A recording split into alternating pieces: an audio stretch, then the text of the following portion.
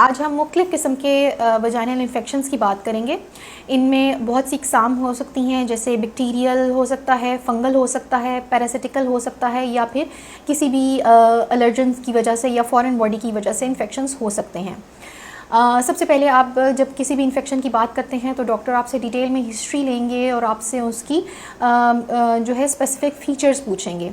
जो सबसे common infections ख़वातीन जिसका शिकायत करती हैं उसमें सबसे कॉमन है बैक्टीरियल वेजिनोसिस। इसमें आपको दूध की तरह का गाढ़ा जो है डिस्चार्ज होगा और एक स्पेसिफिक किस्म का फ़िश लाइक ओडर होता है।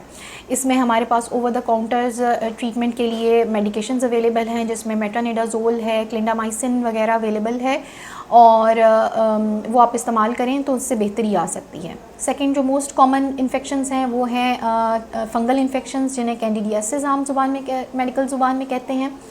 उसमें जो है दूध की तरह का फटा फटा गाढ़ा किस्म की होगी और शदीद ख़ारिश की पेशेंट कंप्लेन करेगी।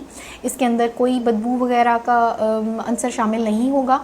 इसके लिए भी हमारे पास क्रीम्स मौजूद हैं, टैबलेट्स मौजूद हैं, जैसे कि माइकोनाज़ोल है और वगैरह शामिल हैं। इसमें भी आप जो है इस्तेमाल करते साथ ही फ़ौरन आपको तब्दीली महसूस होगी। इसके अलावा हमारे पास पैरासिटिकल इन्फेक्शंस हैं जो कि STIs वगैरह की वजह से हो सकते हैं।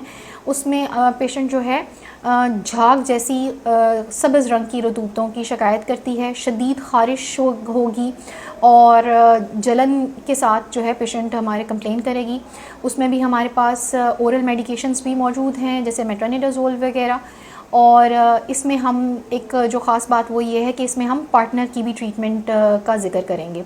इसके अलावा कोई भी एलर्जेंस या फॉरेन बॉडी वगैरह हो सकती है, उसकी वजह से भी हम पेशेंट को कहेंगे कि वो जो है बहुत ज़्यादा परफ्यूम्स सोप्स वगैरह अवॉइड करें, टाइट क्लोथिंग को अवॉइड करें, कॉटन के जो अंडरगारमेंट्स वगैरह हैं वो यूज़ करें और कोई भी परफ्यूम प्रोडक्ट्स या सोप्स वगैरह जो हैं उनको अवॉइड करें।